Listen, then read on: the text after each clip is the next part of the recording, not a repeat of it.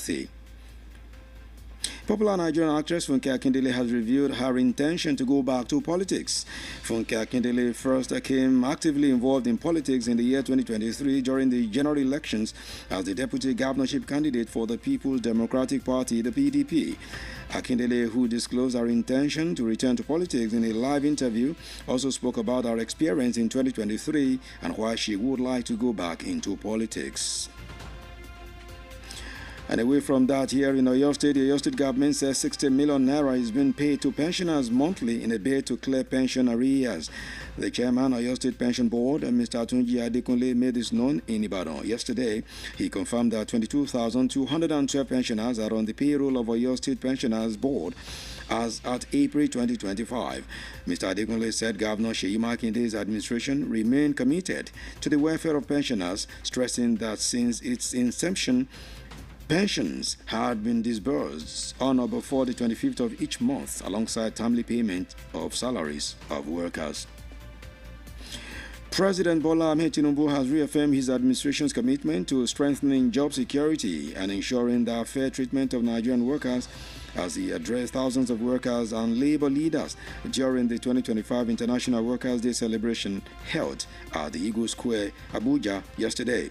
The event marked by solidarity chant, a colorful parade with a theme reclaiming the civic space and economic hardship, served as a rallying point for renewed dialogue between the government and organized labor in the face of growing socio-economic challenges. Delivering a passionate speech, President Tinubu, who was represented by the Minister of Labor and Employment, Alhaji Mohammed Migari Dingyadi, lauded Nigerian workers, saying they are the backbone of the society. President Tinubu, however, emphasized that his administration will continue to strengthen the labor protections, improve job security, and ensure fair treatment of all workers in line with international best practices.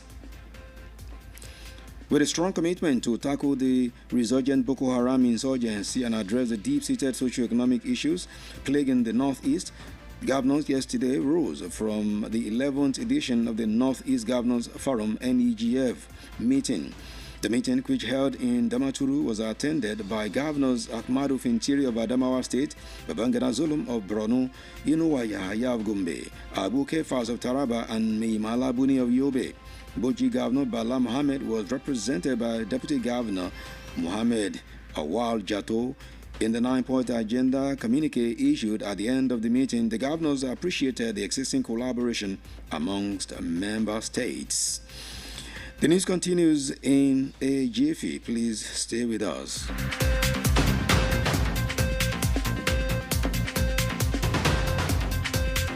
News on Melody 100.7 FM Ibadan. Listening to News Line on Melody 100.7 FM.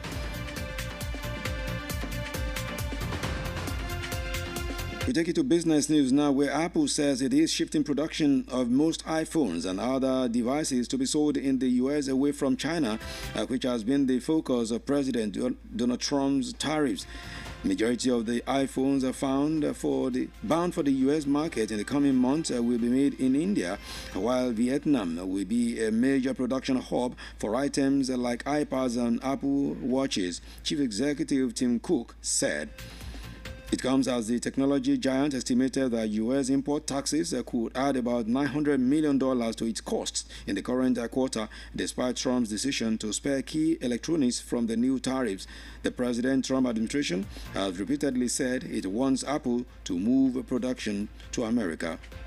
And still on business, businesses are bracing for possible impact after neighbors India and Bangladesh recently imposed tit-for-tat trade restrictions after months of verbal sparring. Last month, Bangladesh restricted land imports of cotton yarn from India to shield local industries from cheaper imports. Dhaka's move came days after India abruptly stopped the transshipment facility it had offered Bangladesh to export its cargoes to third countries via its port and airport, citing congestion. On the foreign scene, Germany's Alternative Food Deutschland, the AfDB, party has been designated as right-wing extremist by the country's Federal Office for the Protection of the Constitution. The FDB came second in federal elections in February, winning a record 152 seats in the 630-seat parliament with 20.8% of the vote. The Parliament of Bundestag will hold a vote next week to confirm conservative leader Friedrich Merz as chancellor, heading the coalition with the center-left Social Democrats. And on sports news, Nigeria table tennis star Quadri Haruna and other top players in Africa have been landed tough draws in the first round of the 2025 World Championships, which will be played in Qatar from May 17th to May 25th, 2025. Haruna will begin his campaign against Brazil's Victor Ishii in the men's singles, just as his compatriot Olajide Omotayo will take on Brazil's Leonard Izuka in the first round, while Moise Adegoke and Matthew Kuti clash against Belgium's Adrien Rosavonse and Poland's Samuel Kuziski, respectively.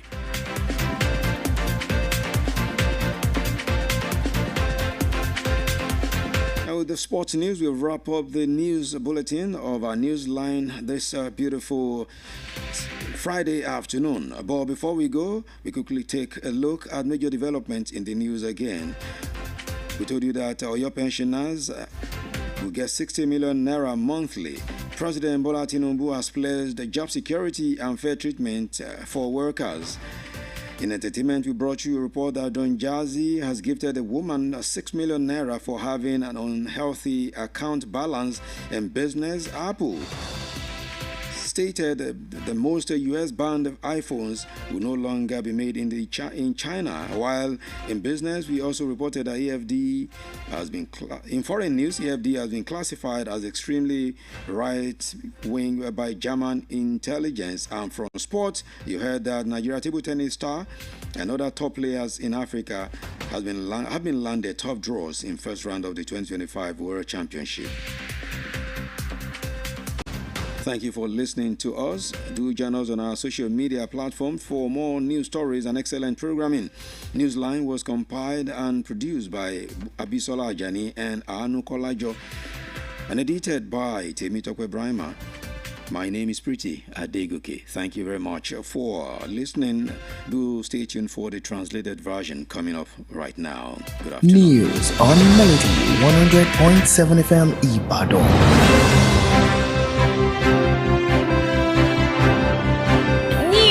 On Melody 100.7 FM, reporting live from Melody 100.7 FM. 100.7 FM Ibadan.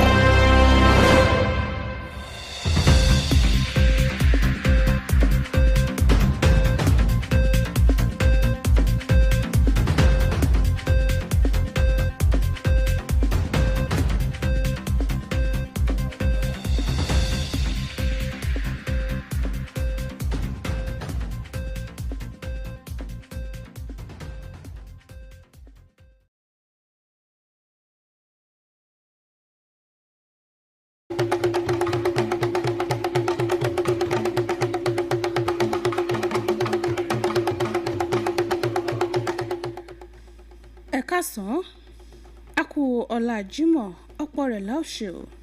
Àkójọpọ̀ ìròyìn ló ń dé sí etí ìgbọ̀nyìn láti ìkànnì Melody 100.7 FM Ìbàdàn. Adéníkẹ́ Adésóyè lóníròyìn yìí, ṣáájú ẹgbẹ́ kókó oníròyìn náà. Àwọn òṣìṣẹ́ fẹ̀yìntì 22,000 àti okòólénígba ó dín mẹ́jọ ń gba 60 mílíọ̀nù náírà lóṣooṣù. Ààrẹ Tinubu jẹ́jẹ́ ààbò iṣẹ́ àti ìgbáyégbádùn tó dúró rẹ̀ fáwọn òṣìṣẹ́ orílẹ̀-èdè Nàìjíríà. Lábala ìròyìn àmúlùdùn, Don Jazzy fún arábìnrin kan ní owó tó tó mílíọ̀nù 6 náírà látàrí bó ṣe jẹ́ pé àsùnwọ̀n ìfowópamọ́ arábìnrin ọ̀hún kò ní owó kankan nínú. Iléeṣẹ́ Apple sọ pé ọ̀pọ̀lọpọ̀ àwọn ẹ̀rọ ìbáraẹnisọ̀rọ̀ iPhone tí wọ́n fẹ́ tà sí ilẹ̀ Amẹ́ríkà ni wọn kò ní pèsè mọ́ ní ilẹ̀ China báyìí. Lábala eré ìdárayá, gbajúgbajà agbábọ́ọ̀lù ẹlẹ́dọ̀ aláfàjọgbá tó jẹ́ ọmọ orílẹ̀-èdè Nàìjíríà àtàwọn míì nílẹ̀ adúláwọ̀ yóò máa kojú àwọn akẹgbẹ́ wọn lágbàáyé nínú ìdíje ife ẹ̀yẹ àgbáyé bọ́ọ̀lù ẹlẹ́dọ̀ aláfàjọgbá tọdún 2025. Ìròyìn náà rèé lẹ́kùnrẹ́rẹ́.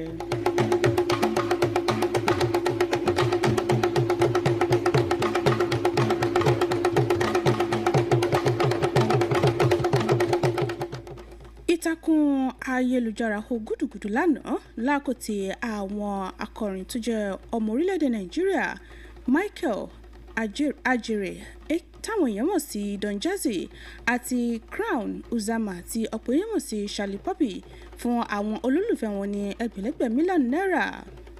Don Jazzy ló fún arábìnrin kan tórúkọ rẹ̀ ń jẹ́ Adéyẹmí Adéjọkẹ́ Abídèmí ní àpapọ̀ mílíọ̀nù 6 náírà lẹ́yìn tí ó rí wípé àsùnwọ̀n ìfowópamọ́ arábìnrin ọ̀hún ò ní owó kankan nínú.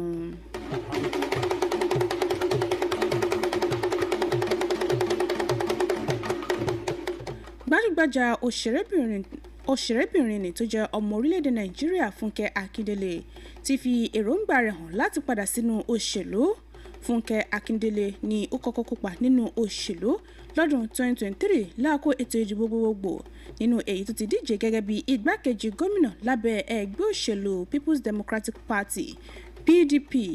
Fúnkẹ́ Akíndélé ẹni tí ó fi èrò rẹ̀ hàn láti padà sínú òṣèlú láàkó ìfọ̀rọ̀wérọ̀ kan tó sọ̀rọ̀ nípa ìrírí rẹ̀ lọ́dún 2023 àti ìdí tí ó fẹ́ padà sínú òṣèlú báyìí.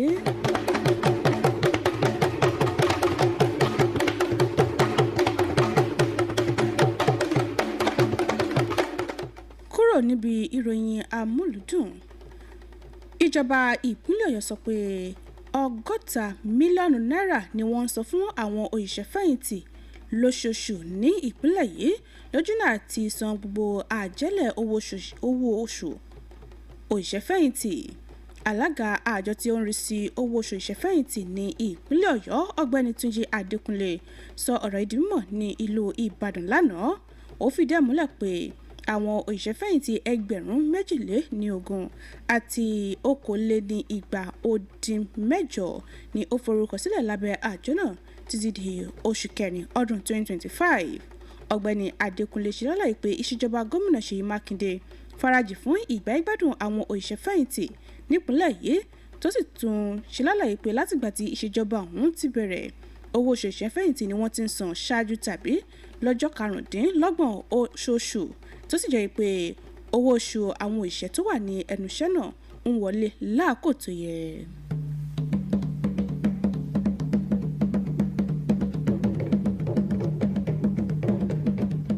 Nínú ìròyìn míì, Ààrẹ Bọ́lá Ahmed Tinubu ti túbọ̀ fìdí ìfarajìn ìṣèjọba rẹ̀ múlẹ̀ láti ro ààbò iṣẹ́ lágbára àti láti dájú pé àwọn òṣìṣẹ́ orílẹ̀-èdè Nàìjíríà ní àǹfààní sí ìgbáyégbádùn tí ó dúró re ní bó ṣe bá ẹgbẹ̀lẹ́gbẹ̀ àwọn òṣìṣẹ́ ilẹ̀ yìí àtàwọn adarí òṣìṣẹ́ sọ̀rọ̀ láàkó àyájọ́ òṣìṣẹ́ lágbàáyé tọdún 2025 tí ó wáyé ní Eagle Square nílùú Àbújá.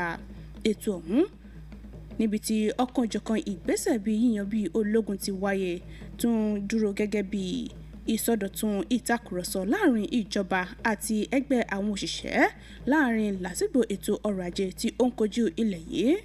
Nígbà tí ó ń sọ̀rọ̀, Ààrẹ Tinubu ẹni tí mínísítà fọ́rọ̀ àwọn òṣìṣẹ́ àti ìgbanisíṣẹ́ Alhaji Mohammed Maigari Dingyadi ṣojú fún gbóríyìn fún àwọn òṣìṣẹ́ orílẹ̀-èdè Nàìjíríà tó ṣàpèjúwe wọn gẹ́gẹ́ bí ọ̀pákùtẹ̀lẹ̀ fún ìdàgbàsókè ètò ọrọ̀ ajé ilẹ̀ yìí. Ààrẹ Tinubu wá tẹnumọ́ pé ìṣèjọba rẹ̀ yóò tẹ̀síwájú láti máa ro ààbò àwọn òṣìṣẹ́ lágbára, mú àgbélárugẹ bá ààbò iṣẹ́ tó sì tún rí dájú pé àwọn òṣìṣẹ́ ilẹ̀ yìí ní àǹfààní sí ìgbáyégbádùn tí ó dúró re.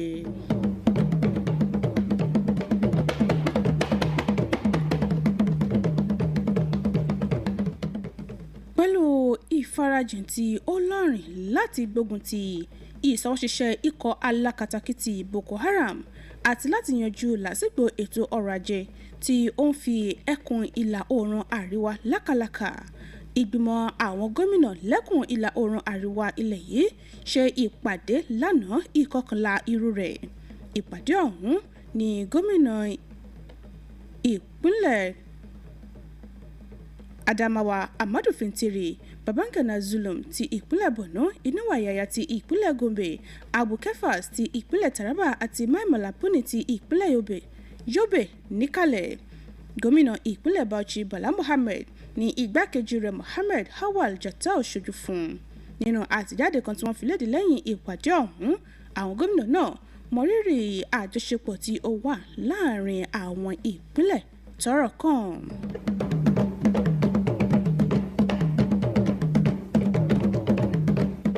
Àkójọpọ̀ ìròyìn lẹ́ ń gbọ́ lọ́wọ́ láti ìkànnì Melody 100.7 FM Ìbàdàn.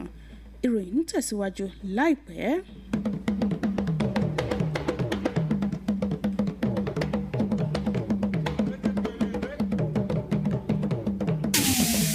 Ìrìn ló ní gbó, ìrìn ẹ̀fọ̀n ló lọ̀dàn, ẹja ló ní bú. Melody 100.7 FM Ìbàdàn ló lórin àtètò aládìídùn, ẹ máa gbọ́.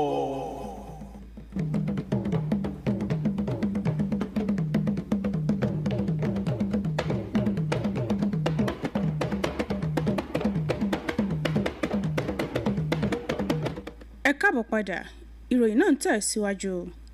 Iléeṣẹ́ Apple sọ wípé òun gbé ìpèsè àwọn ẹ̀rọ ìbáraẹnisọ̀rọ̀ iPhone àtàwọn nǹkan míì tí wọ́n fẹ́ tà sí ilẹ̀ Amẹ́ríkà kúrò ní ilẹ̀ China, èyí tó jẹ́ ibi tí àgbékalẹ̀ owó orí tuntun tí ààrẹ Donald Trump fi léde dojúkọ. Ọ̀gọ̀rọ̀ àwọn ẹ̀rọ ìbáraẹnisọ̀rọ̀ iPhone tí wọ́n fẹ́ tà sí ilẹ̀ Amẹ́ríkà láwọn oṣù tí ó ń bọ̀ yìí ni wọn yóò máa pèsè ní ilẹ̀ India, tí ilẹ̀ Vietnam yóò sì máa pèsè àwọn nǹkan míì bíi iPad, aago ìléwọ́ Apple àtàwọn nǹkan míì. Ọ̀gá àgbà iléeṣẹ́ ọ̀hún Tim Cooks ló sọ ọ̀rọ̀ yìí. Èyí wáyé níbi iléeṣẹ́ ọ̀hún ṣe ṣiṣẹ́ lálàyé pé níbàámu pẹ̀lú owó orí tuntun tí ilẹ̀ Amẹ́ríkà fi léde, ìpèsè àwọn nǹkan ọ̀hún ni yóò tún ná wọn ní àfikún $500 mílíọ̀nù, bó tilẹ̀ jẹ́ wípé Trump ṣe ìpinnu láti yọ àwọn nǹkan tí ó ń ṣe àmúlò iná sílẹ̀ nínú àgbékalẹ̀ owó orí tuntun rẹ̀ yìí. Ìṣèjọba Trump ni ó ti ké sí iléeṣẹ́ Apple lọ́pọ̀ ìgbà láti wá máa pèsè àwọn nǹkan rẹ̀ ní ilẹ̀ Amẹ́ríkà.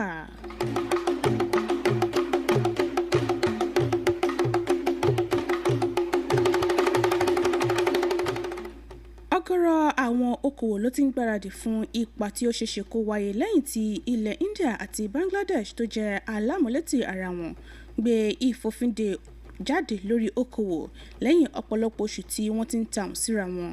Lóṣù tó kọjá, ilẹ̀ Bangladesh fòfindè gbígbé òwú aṣọ wọlé lórí ilẹ̀ láti ilẹ̀ India.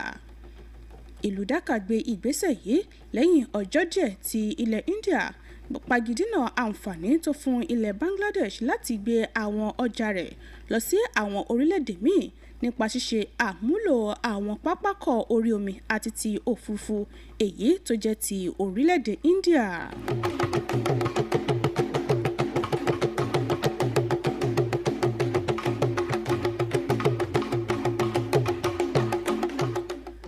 Lábala eré ìdárayá, ògbóǹtarìgì agbábọ́ọ̀lù ẹlẹ́dọ̀ aláfàjọgbá tó jẹ́ ọmọ orílẹ̀-èdè Nàìjíríà Quadri Haruna àti àwọn ikọ̀ míì ní ilẹ̀ Áfíríkà yóò máa kojú àwọn akẹgbẹ́ wọn nínú ìdíje ife-ẹ̀yẹ àgbáyé bọ́ọ̀lù ẹlẹ́dọ̀ aláfàjọgbá tọdún 2025 èyí tí ó wáyé ní orílẹ̀-èdè Qatar bẹ̀rẹ̀ láti ọjọ́ 17 sí ọjọ́ 25 oṣù karùn-ún ọdún 2025. Haruna ni yóò díje tako Victor Ishi ti ilẹ̀ Brazil, nígbàtí akẹgbẹ́ rẹ̀ Ọlájídé Ọmọ́táyọ̀ yóò máa kojú Leonardo Lizuka tí òun náà jẹ́ ọmọ ilẹ̀ Brazil. Bákan náà, Moise Adégòkè yóò máa kojú Adrien Racefusse tí ó jẹ́ ọmọ ilẹ̀ Belgium, nígbàtí Mathieu Kuti yóò máa kojú Samuel Kulczycki tí ó jẹ́ ọmọ ilẹ̀ Poland.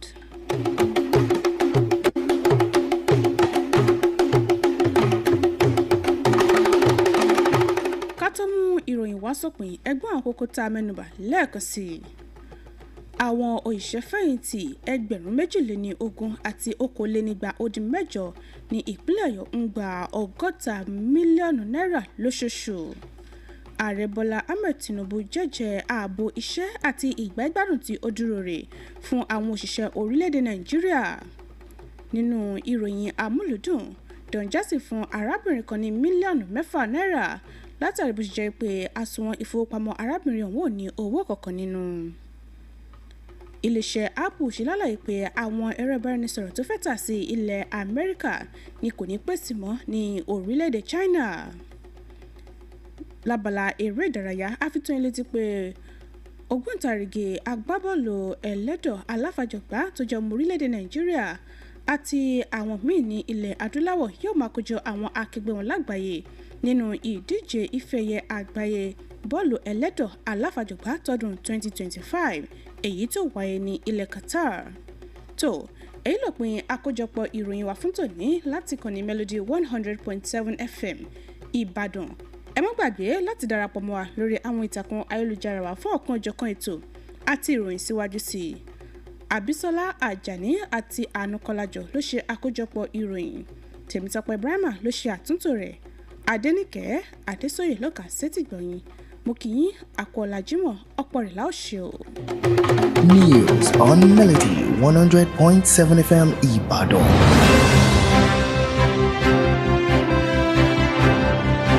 News on Melody 100.7 FM. Reporting live from Melody 100.7 FM. 100.7 FM Ibadan.